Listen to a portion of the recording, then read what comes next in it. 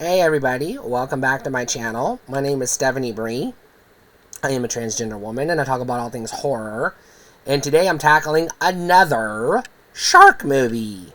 Oh dear. But unlike Sharknado and Sharks of the Corn, this is one you're actually going to want to watch. It's not as good as Jaws, but no shark movie is. It's like the template for how to make a good shark movie.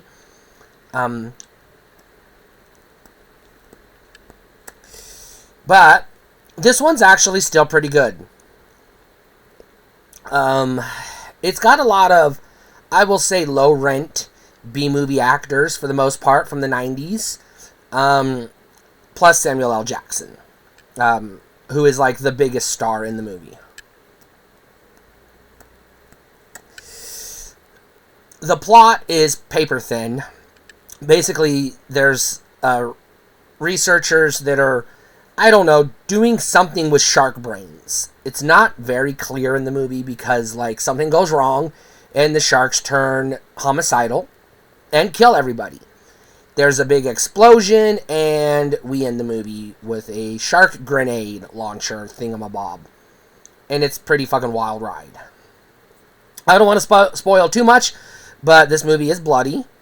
It is very heavy on the late 90s, early CGI, so fair warning, the special effects in this movie look like ass. Donkey ass, in fact. But it's okay, because it's part of the charm of the movie. You know, it's a time capsule.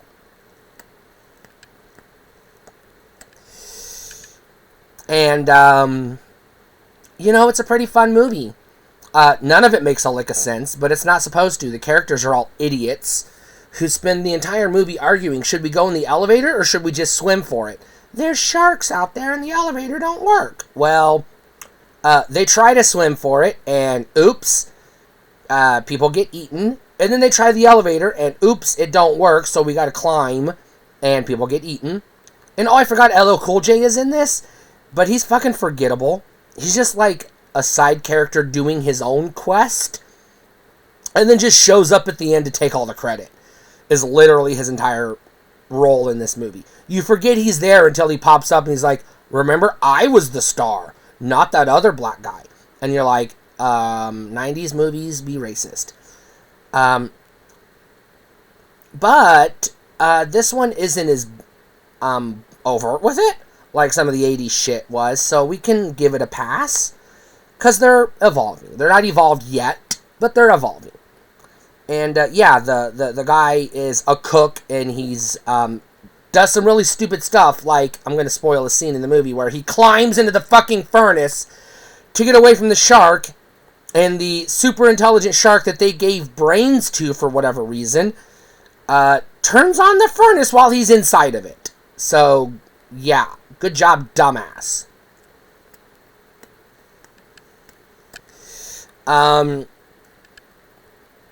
There's one scene where there's no, like, overtly sexual stuff. There's no sex scenes. There's no, nudity to speak of. There is one scene where one of the scientists does take all her clothes off but her underwear. But I was told she did so because her suit was rubber, and standing on her rubber suit protected her from the electricity. But wearing her rubber suit would protect her from the electricity more than standing on it would have. So, I don't understand that scene. I'm still confused why it was in the movie and why she did what she did. When she was literally wearing a rubber suit, it still would have protected her. So, I guess we just needed almost nudity in the movie because it was a horror movie. But it is what it is. And, yeah, people die, and sharks in real life are not vicious monsters that want to eat people. But they kind of address that in the movie a little bit. Kind of. And, yeah.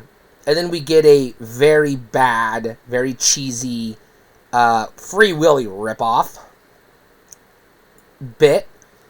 And you get a couple of 90s action hero bits throughout the movie. Because this movie can't decide if it's a horror movie or a sci-fi movie or an action movie, and that's the problem with a lot of 90s movies, is it's trying to be too much, and they hadn't nailed down the formula yet. You know, The Matrix hadn't come out yet to say, this is how you do it. So, you know, yeah, there is that. But it's trying to be a good movie, I think, I want to say.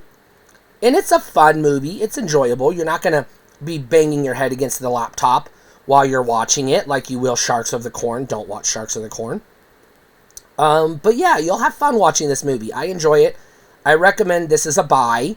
I think you're going to want to go back to it because it's the right level. It's the right amount of cheese. It's not too cheesy. It's like trying to take itself seriously with like some Parmesan cheese sprinkled on top. It's like, yeah, you want a little taste of cheese, but you don't want too much cheese. Not in this type of film.